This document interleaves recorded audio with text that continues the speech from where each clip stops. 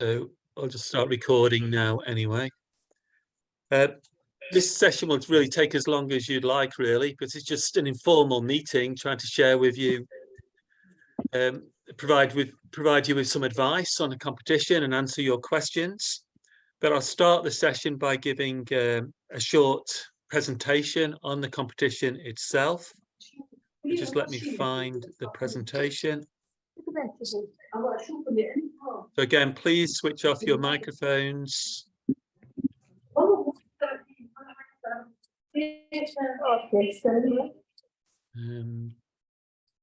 just see if I can do that myself.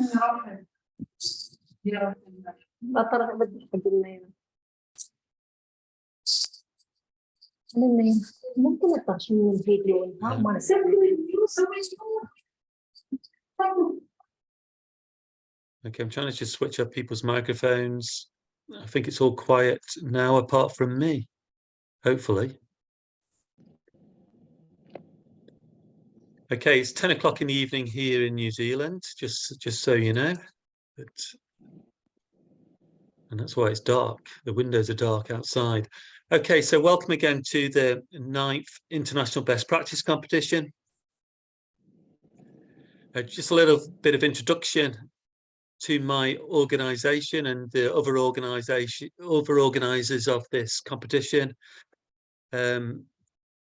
So I represent the Centre for Organisational Excellence Research, and actually we're split into 3 separate entities. One part of the organisation is part of Massey University in New Zealand, where we do research into business excellence and benchmarking and best practices.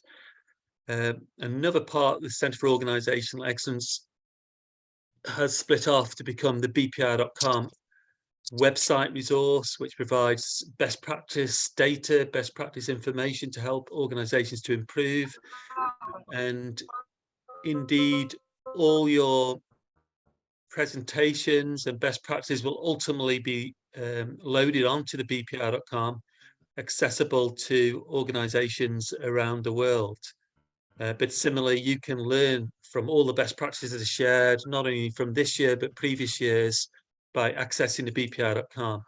And all of you will be given free access to the BPR.com courtesy of your entry to the best practice competition. So we'll be trying to arrange that access for you in the next couple of weeks. So just bear with us while we do that, because it requires us, first of all, to receive your registration forms as well, because we need to make sure that the right people get access to the website resource. My organisation also provides sort of consultancy and training, particularly in benchmarking. And so you can see in the top right-hand corner of this slide, the trade best practice benchmarking methodology. This is a very structured and systematic approach on how you identify and implement best practices within your organisation. So a lot of organisations which use this methodology perform extremely well in international best practice competition, because through utilising the methodology, they've been able to prove that what they have implemented is indeed a best practice. Also, a co-organiser of the competition is a global benchmarking network. They're actually the supporter of the Global Benchmarking Award, which is one of the awards of the competition. We have a key partner who supports us with the competition, and that is the Abu Dhabi Chamber of Commerce and Industry. They run the Sheikh Khalifa Excellence Award in Abu Dhabi, and also the Abu Dhabi International Centre for Organisational Excellence is a unit inside the Abu Dhabi Chamber, which is responsible for organising that particular award. If I just go back, how do I go back to my previous slide? And we also have many partners around the world who help us to promote the competition. And also many of these partners provide judges for the competition itself. So you'll meet many of the people who represent these organizations over the next few weeks of the competition. So this year we have presentations from and 82 best practices representing 82, so representing all these different countries, of which the majority you can see are from the United Arab Emirates, followed by India, Saudi Arabia, Philippines, Iran, New Zealand, Uganda, Canada. And for the first time, we've had some new countries participate, like Cambodia. We have Chile again. I think Egypt's participating for the first time. Greece is participating for the first time. We have Spain, we have Sri Lanka. Both of those have participated previously. And we also have the United States.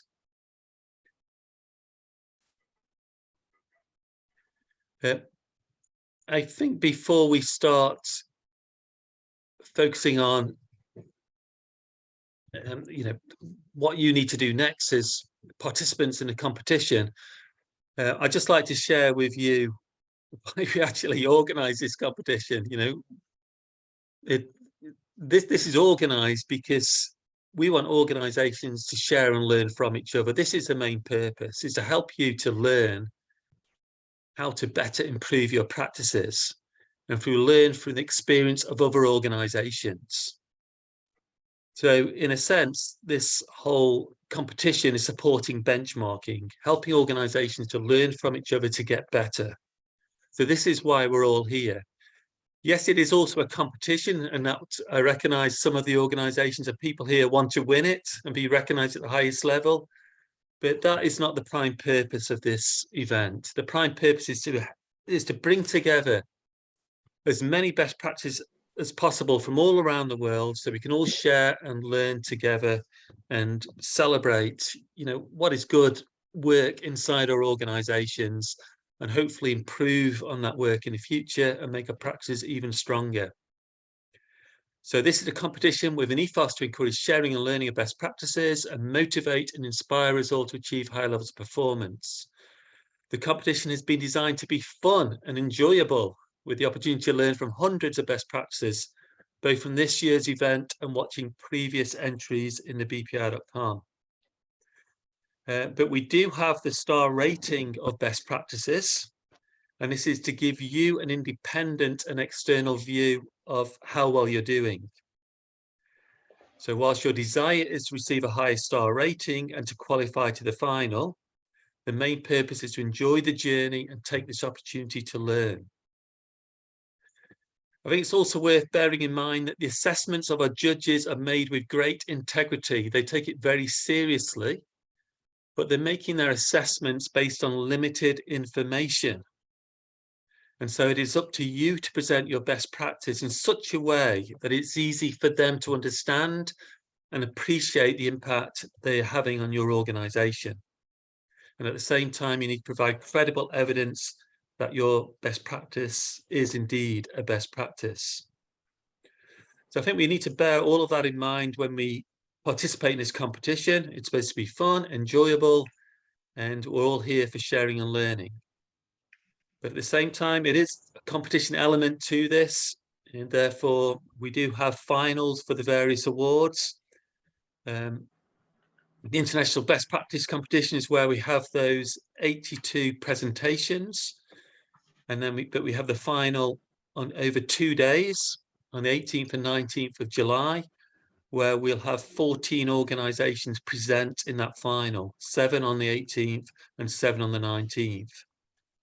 For the other awards, these are actually harder to apply for because the assessment process is a little bit more rigorous, because it's looking to, these other awards are looking to assess whether, for instance, you have an innovation culture right throughout the whole of your organization, or whether you're utilizing benchmarking right through the whole of your organization, or whether right through the whole of your organization you have a sustainable approach to how you approach environmental, the impact of your activities, the social impact, and how you govern your organization to achieve good ESG impact and outcomes.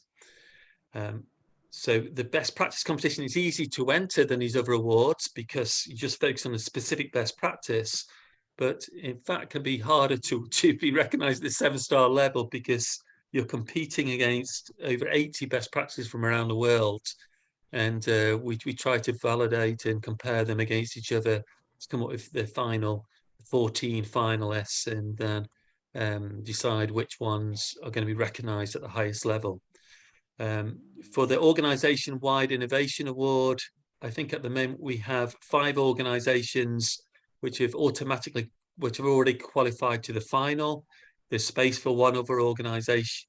There's space for one more applicant to participate in that final, so we're still open for entries for that award.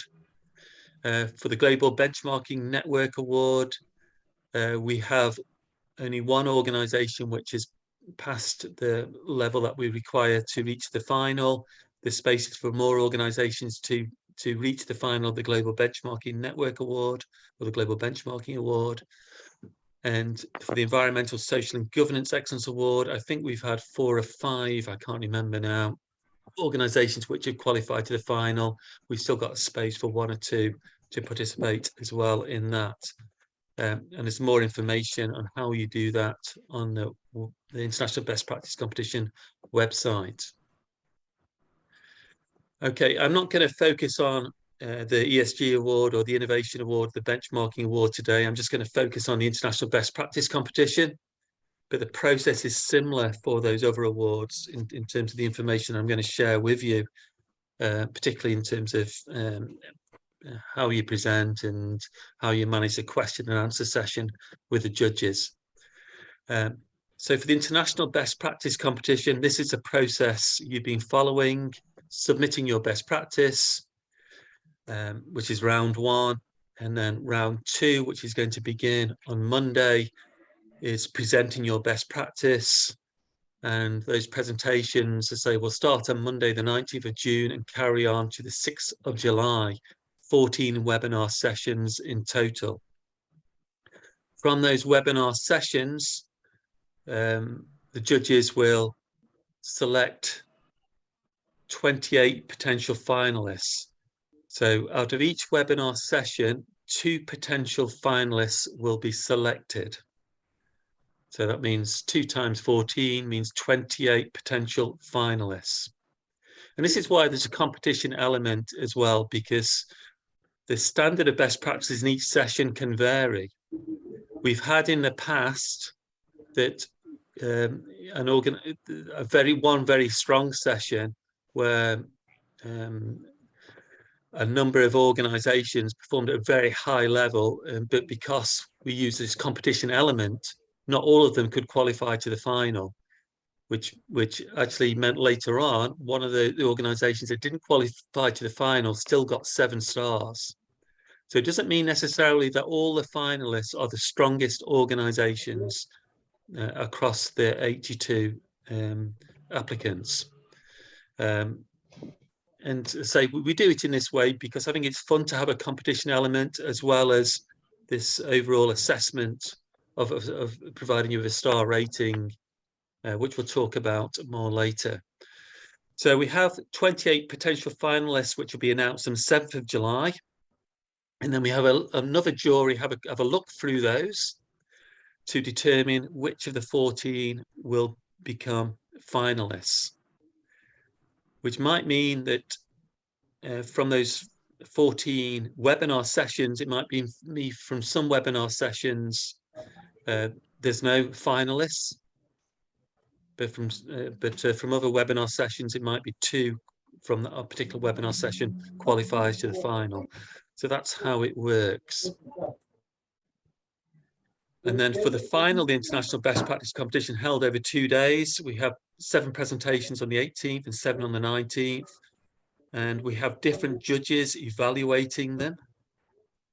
And they will ultimately decide on which of those 14 will receive a 7-star rating, the highest rating. Following on from that, and that will be announced on the 19th of July. Following on from that, we will look back at all the best practices. Now we know what the highest level is and the standard that needs to be achieved. and we go back and moderate all the other best practices that have been assessed. And we announced all the star ratings by the 31st of July. So you'll all receive a certificate and your star rating by the 31st of July. Yeah. I think somebody's still got the speaker on. I've just muted it. In addition, we have another set of awards, which are the category award winners and subcategory award winners and Pioneer in Excellence Prize winners announced on the 3rd of August. And I'll talk briefly about those. So these, on this slide here, it shows all the different prizes that we have available. So the pinnacle prize really is those 7-star best practices. We also have a prize for the highest overall best practice star rating for an SME, where an organization has 50 or less employees. And then we also have winner certificates for each major category and subcategory as shown here.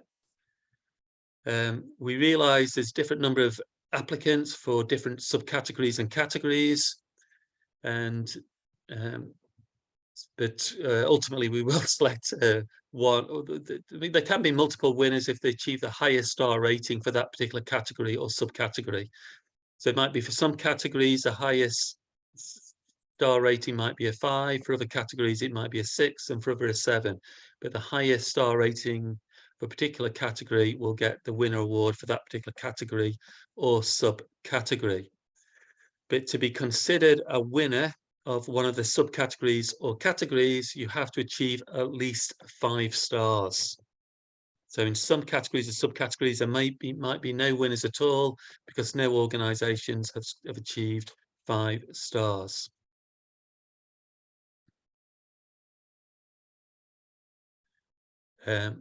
We also have Pioneer in Excellence prizes.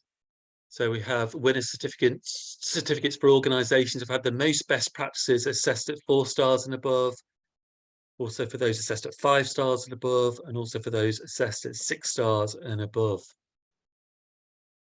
Obviously, those organizations that have submitted more best practices through the competition and have reached the presentation stage of this competition in a better chance of winning those Pioneer and Excellence prizes.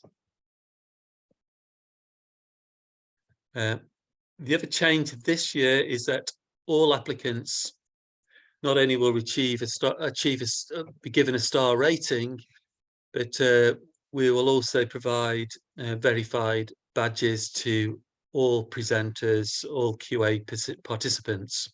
So that's a new approach that we've introduced this time. So verified certificates and verified badges. And then we also have the other 3 major awards and a similar approach: winners, runners-up. Winners hopefully will be getting 7 stars, not always necessarily the case. But we'll also be giving verified badges to all presenters and QA participants of those awards. Okay, so let's have a look at the star ratings.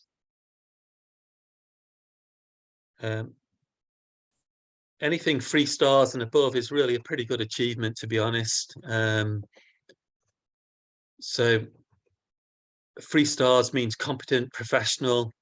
It could be meaning you've implemented, for instance, an ISO 9000 standard or IC 15000 standard, whatever it may be, but it might be an international standard you've implemented, and that to us will determine a competent level or professional level of best practice.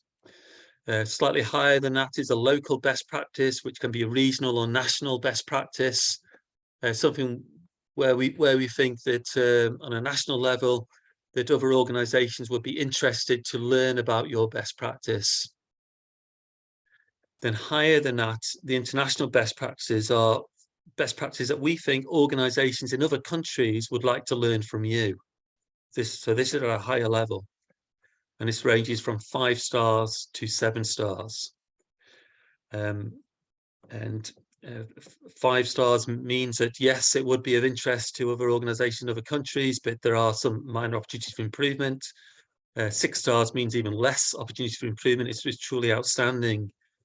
But 7 stars is at an even higher level. It's when you watch the presentations and watch the presentation of a 7-star best practice, you'll know what I mean. It really stands out as really impressive.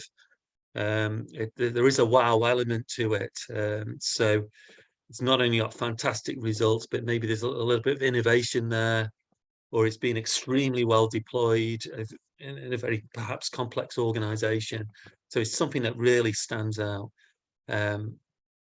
With anything that is 7 stars, it has to be real good alignment between the description of a best practice and the other criteria that we use to assess what a best practice is, which is like the level of deployment, the level of innovation, the results, any additional best practice evidence you may have, and that the best practice has been reviewed and refined over time. So the judges are assessing three things really, 3 types of information: your written application, your presentation, and your responses to the question and answer session.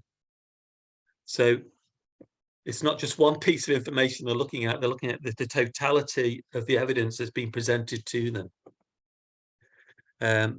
So, you know, so this is why the questions that they ask you are quite pertinent, because I've read your application, I've watched your presentation, and often the questions are trying to get additional validity to some of the information you've shared, or maybe there's a gap in information that you've shared and they're trying to tease that out and to find out that additional information, which might make you move from a 4-star to a 5-star or even higher. What is crucially important here from your perspective is to always think about what the judges are trying to do. The judges have a job to do. Their job is to assess the clarity of your best practice, the level of deployment, the level of innovation, results achieved, evidence it's a best practice, and make sure that they're confident that you have reviewed your best practice yourself, and you're continually trying to review and refine and improve it over time. So bearing that in mind, you need to make sure in your written application and your presentation that you address those 6 elements and they're clearly addressed, because this makes the judges' jobs easier if you highlight, particularly in your presentation, and say, this is my best practice, and describe it clearly. And you have a slide signaling that. Again, for deployment, you need to clearly say, now we're going to focus on deployment. Then we get to innovation. Now we're going to focus on innovation. So you've got a signpost when you're addressing the particular criteria that the judges will be assessing you against. Otherwise, it makes it very hard for the judges to assess you against the criteria unless you provide that signposting through your presentation, through your question and answer session, and through the written application. So in terms of your written application, please make sure you take advantage of the feedback we've already given to you. I know our assessors are extremely thorough when they do a feedback report. Okay, so these are not the judges who've assessed your feedback, who've assessed your written best practice. These are assessors that I use within the Centre for Organisational Excellence Research. They're very good at the job. They're providing very detailed feedback to help you to improve your written submission. So all our job, my job is, and my team's job is, to help you to represent yourself in the best way possible. So we provided what we hope is good feedback that will help you to strengthen your written application. So we want all of you, if possible, to resubmit your written application if you haven't already. And then that final submission will go to the judges to be assessed, because we want you to represent yourselves in the best way possible. So the judges will be reviewing the final written application you submit. And even though I've given you some dates of when I wanted that, I know some of those dates have been missed already. But here's a bit of advice. I'm saying you can still provide that written resubmission, but make sure it's with us at least 5 days before your presentation is due, because we have to share your written submission with the judges in advance of your presentation so they have time to read it. If you give us your written submission just one day, your a resubmission just one day before the judges are going to judge you, it might be they've got no time to read it and they'll just have read your older written application. So it's quite important that. Another thing here is a maximum of 3 people can be classed as presenters or join the judges in a Q&A session, because otherwise it just becomes too unwieldy to manage. So that's specified on the registration form, so please follow that advice and make sure you have submitted your registration form so that we know who will be participating, and we can make sure they also get that invitation to the webinar as well. Our advice is, ideally, please send your final pre-recorded presentation to us at least 5 days before your session. The reason for that is because we would like to check it, just to make sure there are no technical problems with it, just to make sure you followed our general guidelines. Sometimes we have a look at these presentations and think they're not representing yourself very well. You know, you could do better. So we've then asked you we've given you some suggestions on how you can improve your presentation. So if you're just submitting your presentation 1 or 2 days before it's due, which you can do, you're entitled to. So even though we say 5 days, you could send us a presentation 1 day before. We don't advise that. But if you do, you know, we'll have to live with that. So my advice would be send your presentations at least 3 days before. 5 days is ideal, but 3 days we should be able to have a good look at it, and it should hopefully give you enough time to make changes if we say that there needs to be made. But that puts a bit of pressure on us, and it puts pressure on you. So that's why we say 5 days.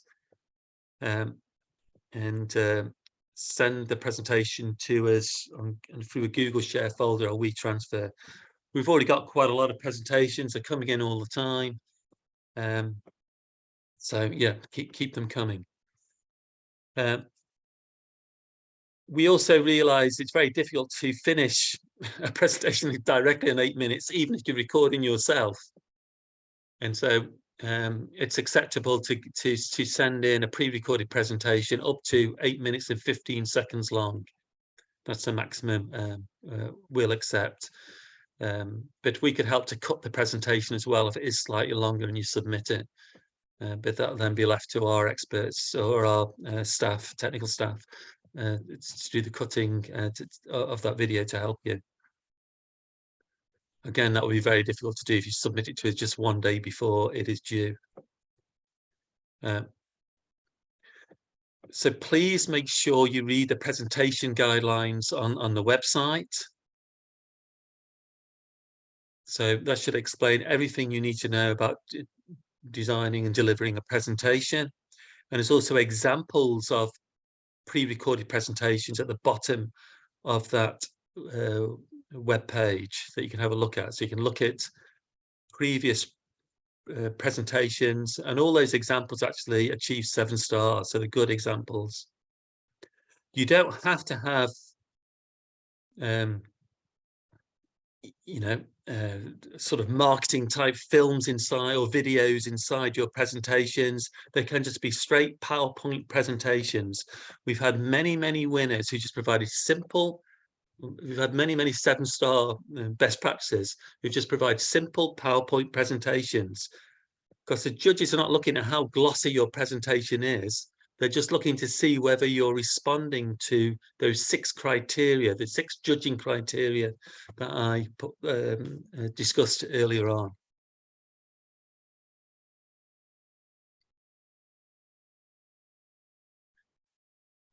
Here's some common mistakes of videos. Number 1, spending too many minutes introducing your organization. Sometimes 4 or 5 minutes is spent just introducing their organization, and they've only got 8 minutes in total. So that's the wrong way to do it. You just spend maybe 1 minute introducing your organization and the rest addressing the criteria that you'll be evaluated against. You need to clearly state what your best practice is. So again, sometimes it's a mistake. Organizations haven't done that. And you need to clearly signal when you're addressing the 6 assessment criteria, to have those assessment criteria as titles in your PowerPoint slides, or show them or state them very clearly if you haven't written them as titles for particular slides in your presentation. The other thing is just don't just read from your slides. So don't just have your slides full of written text and just read from them. It can be quite monotonous just to listen to, and it's not usually the best way to represent the work you've done. And often the judges can read anyway what you're reading. You read the slides more quickly than what you're reading them to the judges at the same time. Okay, second point here is make sure your presentation clearly identifies when you're addressing description of best practice, deployment, level of innovation, results achieved, evidence of best practice, and review next steps plans. I've already discussed that. For deployment, again, always good to show clear timelines of when it was designed and deployed and the various stages of deployment. For some best practices, it has not been very clear, you know, when you started introducing the best practice, so make sure that is clear.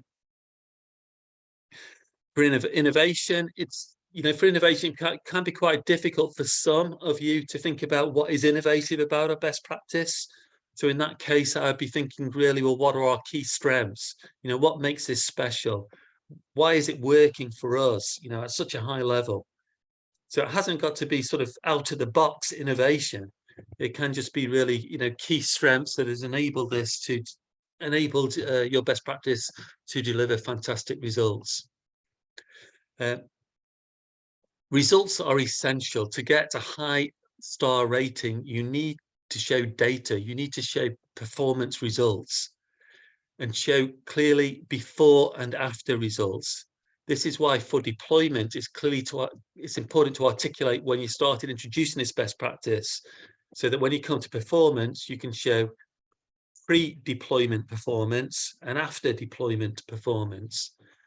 And the best way to show this really is visually through graphs, showing how you're performing previously and then how you're performing now. And hopefully some trend data there as well, showing how your performance is improving over time. Sometimes it's hard to share outcome related results. So in that case, then you really want to show output related results, or results that show that you're using this best practice, and it might be like the number of people trained, the number of people who've been involved, the number of people being impacted, rather than particular outcomes to your customers or suppliers, if that can be hard to do in some cases. For evidence, it is a best practice. Please make sure you don't include awards that are not directly related to your best practices. In the past, I've seen many presentations, organizations saying we've won these 15 awards for this best practice, but many don't seem related at all. There's nothing, this really annoys judges if you're showing you've won awards and they're not related to your best practice. It's like you're trying to, I don't know, influence the judges in a bad way, because you're not providing credible evidence here. So if they think the awards are not related to the best practice, and you're trying to present them as being related, then they don't seem to be related, then the judges will start questioning everything else in the application. So make sure everything is transparent, everything you're showing is aligned to the best practice you're presenting. And for review and next steps, again, a lot of organizations in the presentation, they try to gloss over this. it's really important to show how you're still trying to enhance that best practice in the future, and recognize any challenges you're facing, opportunities for improvement, because this shows that you really understand your practice. Every practice can still be improved, so we have to be open and transparent about that. And it really comes across really well to the judges if they see that you can recognize there's still opportunity for improvement. It shows you've got detailed understanding of that practice. So moving on, I mean, I'm going to ask questions at the end of this, so I can see a number of chats already. But I've got another 3 slides, I think, to share with you. So for the webinar sessions themselves, so you've got all this information already in the document I've sent to you. But for all the presenters, we will be sending an invite to you for your particular webinar session. But you can also attend all the webinar sessions, not just your own. And so take advantage of that. And so click on the link in blue shown here, which is in the document I've already sent to you, which has got the whole program. And that will take you to the Eventbrite website, and you can select as many webinars that you want to listen to as you want. And use a promotional code of speakers 2023, and that will discount all those fees to 0. So they're all free for you to attend. Please only use that promotion code if you are a speaker or on a Q&A panel. Everybody else can use another promotional code called org 2023, which gives you a 30% discount on the fees. You know, we do charge other people to attend these webinars. That's not the prime reason, but the prime reason we have the webinars is for all our participants to learn from each other. But we do recognize that other people in your organization might want to listen to the presentations as well. So we do have a small charge for that. It's not much money at all. There is a lot of work that goes on to organize a competition like this. You've seen the detailed work of our assessors, the promotional work we do, and we'll be strongly promoting all the best practice participants through LinkedIn as we proceed through the competition. So you'll all become recognized. And so that's why also I recommend you follow bpr.com Limited on LinkedIn, so you'll get all the notifications, all the promotional materials as we proceed for the competition.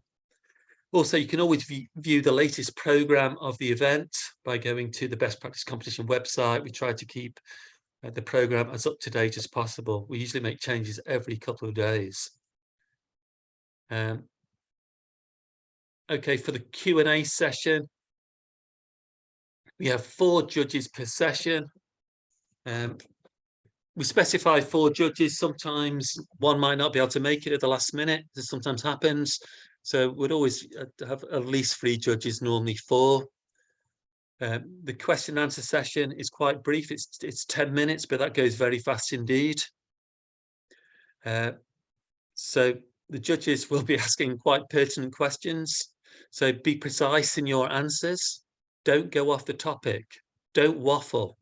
Don't start explaining things that the judges haven't asked. So usually of the 4 judges, 3 or 4 of them will want to ask questions. So if you start talking about things that they've not asked for, you're going to use all that time up, and the judges again will be frustrated that not be able to get the right information from you. So try to be as concise as possible when answering the judges' questions. I also understand that you might be quite nervous. It's understandable. So if you don't understand the judges' questions, many of you, English is not your first language, please ask them to repeat the question. And if we are struggling, it is evident you are struggling with the English, you can also use an interpreter. That's no problem at all. And then we'll try to make sure you have a little bit more time to answer the questions. Don't share slides in the Q&A or other documents in the Q&A section unless the judges have asked specifically for you to share a slide, because that wastes too much time trying to load the slides and share them. As I say, they've already seen your slides, they've already seen your presentation. So unless they ask for you to share additional information, please don't, because it just reduces the time available to ask the questions that they'd like to ask. Finally, failure to turn up at your allocated Q&A time slot is likely to adversely affect your best practice star rating. You'll still get a star rating, but you know, the main purpose of the Q&A is really for them to be satisfied that the information that you've shared through your written application and through your presentation is an honest representation of what your organization is doing. So it's often just validating that what you're saying matches up to what's being presented. So it's just making sure that you have the knowledge that seems to match what is being shared in your presentation in the written application. So there we are. So that's an introduction. Now we can go to the, I can answer your question. So what I'll do now, I'll just go to the chats and see if you've written any questions there. If not, you can just ask questions verbally to me. Yeah, so the first question, hi Robin, the presentation we played by your team using the videos that we shared. Yes, that's correct. Is there a PowerPoint presentation template? No, there isn't. We just asked you to follow the guidelines we provided on the website. You know, we like innovations in the presentations themselves. Yeah, everybody has to provide a pre-recorded video presentation. You can't just turn up and speak verbally on your presentation, because you'll go over time and you'll be cut off. There'll be technical problems. This is why everybody has to provide a pre-recorded presentation, and it helps you to perfect your presentation as well. Regarding the registration and payment, which times will we close the registration? We're not closing, to be honest. I mean, if you've not paid, we'll chase you up, but that's not going to be a stumbling block. We will start chasing you up if you're not paid. Don't worry about that. But that's not our prime consideration. And prime consideration is making sure you give a good quality presentation and represent yourselves well. For the Innovation Award, there is different criteria. So yes, just go to the presentation guidelines section and show the specific criteria for the other awards. Okay, now we have a couple of people with questions. Martin, you've got a question, you got your hand up. Thank you, Robin. Just quick question about the duration of the presentation. I think I've exceeded the 8-minute mark by a few minutes. So I'm wondering, is it best to re-record, or should I leave it as you commented with your team to slice and dice? It's best to re-record, probably, unless it's obvious. If you know exactly what you want to cut out, then you can let my colleague know, which is Ahmed Abbas. I think his email is somewhere on one of those documents. Yeah, I have his email. Yeah, and he will cut it for you. So that's no problem at all if you know exactly what you want to cut out.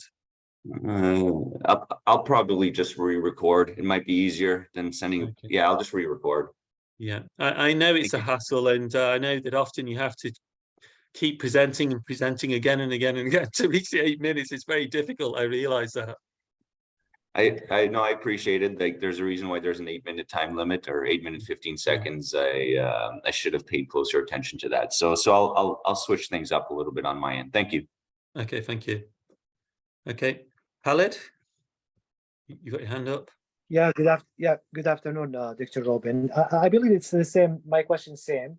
The 10-minute allocated for presentation, is it including the pre-recorded presentation and Q&A? You have 8 minutes for your presentation, 8 minutes for your pre-recorded presentation. We will allow you up to 8 minutes, 15 seconds, to be honest, for your pre-recorded presentation. And following your presentation, there'll be a 10-minute question and answer session. Yeah, that's great. So total of 18 minutes almost. Yeah, actually, we put aside 20 minutes in total because we realize there's a small transition between the presentation and the Q&A session. Great. Thank you so much. Okay, thank you. And we keep on track. We virtually every single webinar we have done in the past, we keep pretty much exactly on track all the way through. So we're very particular on that.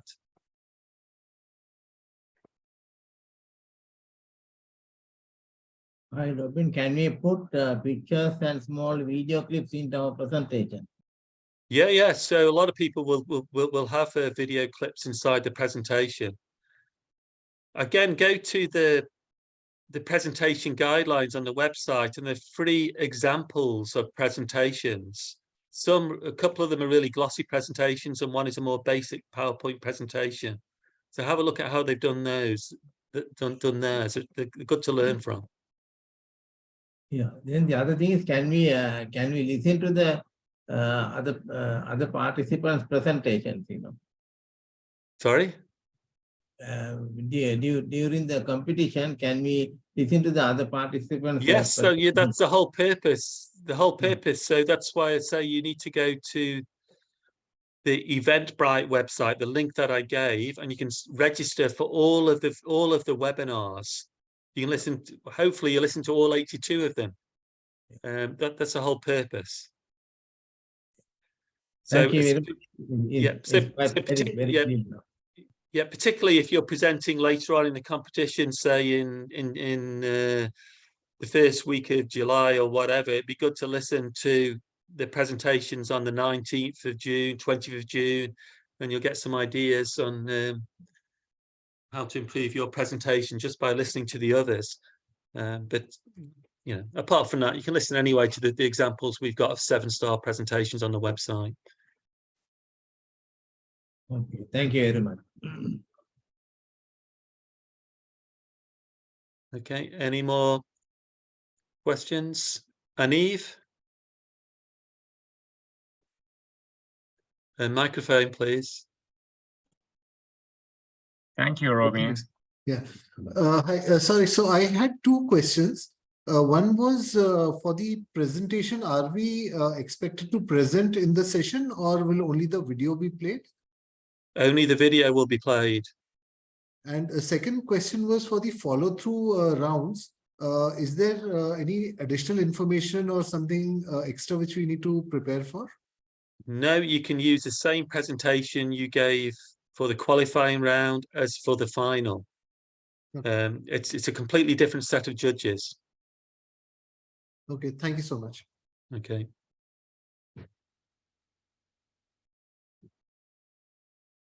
Any more questions, anybody? Khalid, have you've still got your hand up? I'm sorry, Robin. I'll drop it down.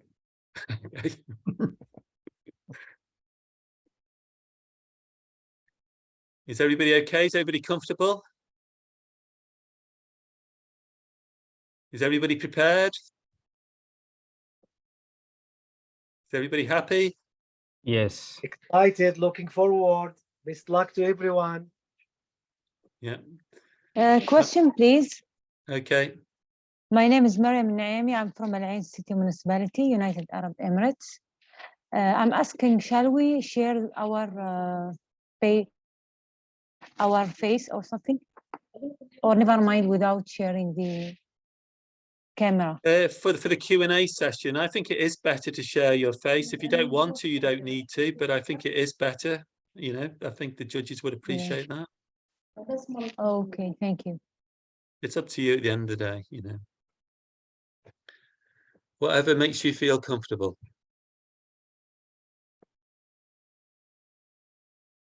I mean, this is the thing. I mean, I'm even sharing my office. You see, you can see my house. There we are. So whatever makes you comfortable. Okay, and we have our oldest contestant who's going to be participating. We have Jim Harrington here with us. Jim, do you want to say a few words?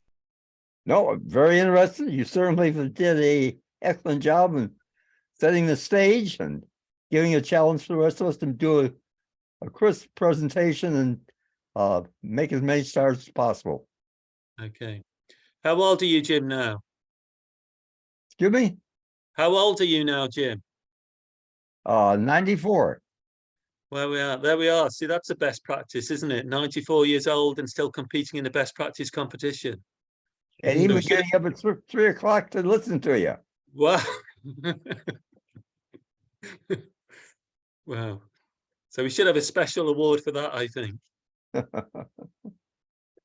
Okay, if there's no more questions, I think we'll bring this to a close, and we're going to start off with a bang on Monday. So look for Moazza, you've got a question.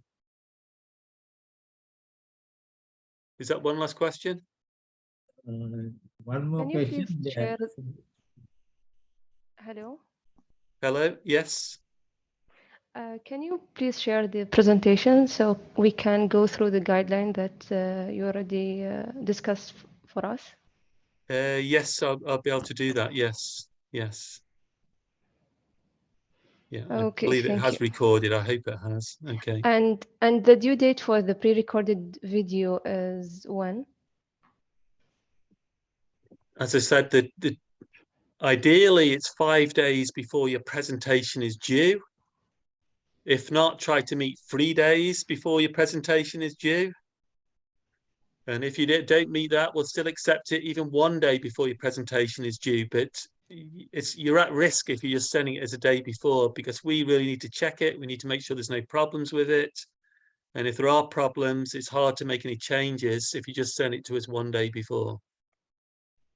So there is a specific time that for each project, or what?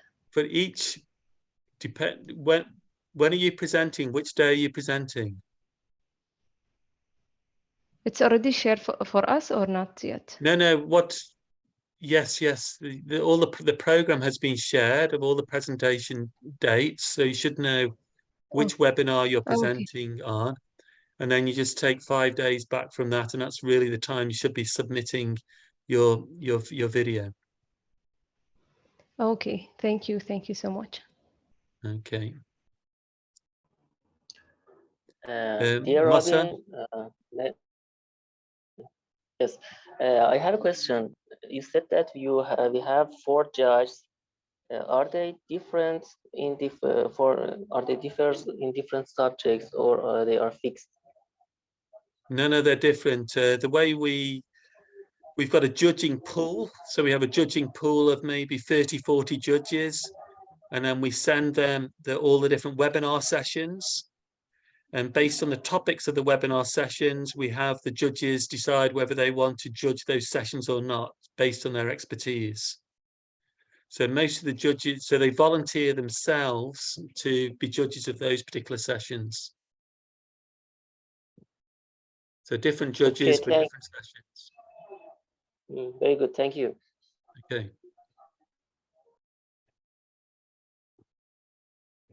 Okay. Hi, Robin. Yes, sure.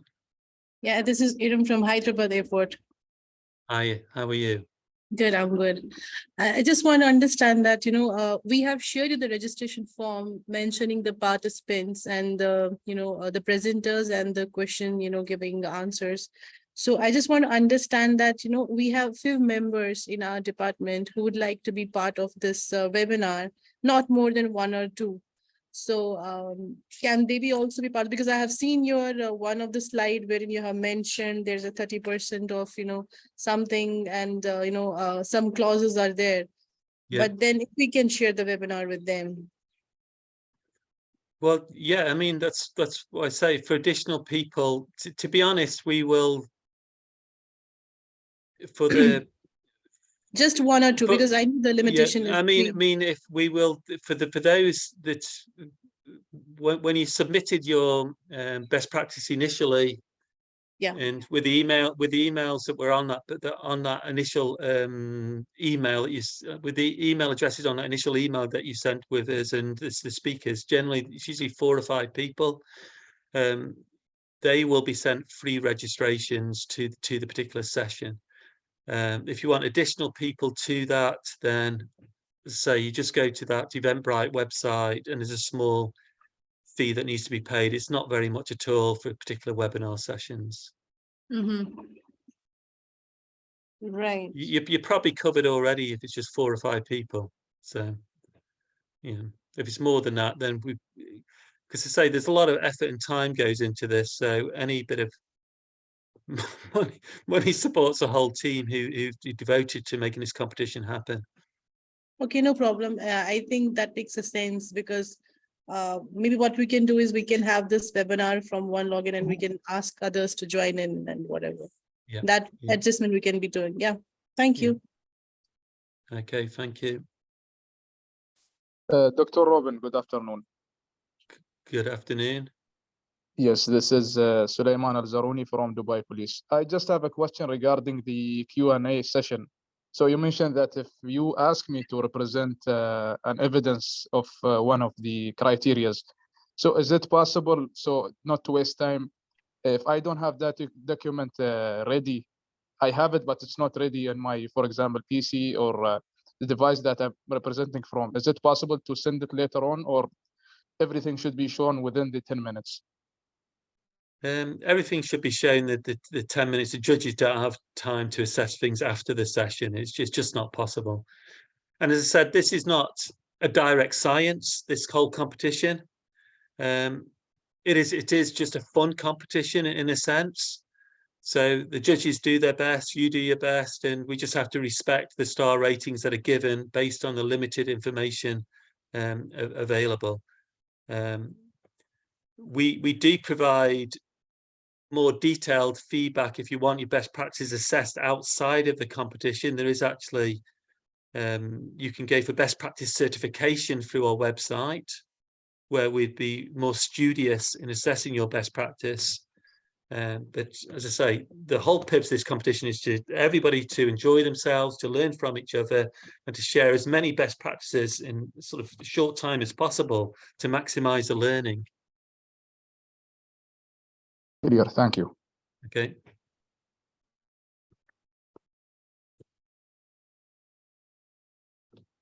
I think that is it. So if you have any more questions, please email me. And yeah, I guess all of you are very busy in your preparation work. My team is also very, very busy too. So good luck to all of you and see you soon. Take care. Bye-bye. Thank you, Robin. Thank you. Bye-bye. Bye. Bye-bye. Bye. Thank you, Thank you, everyone. Dr. Robin. Thank you, Thank Robin. you. Bye-bye. Bye.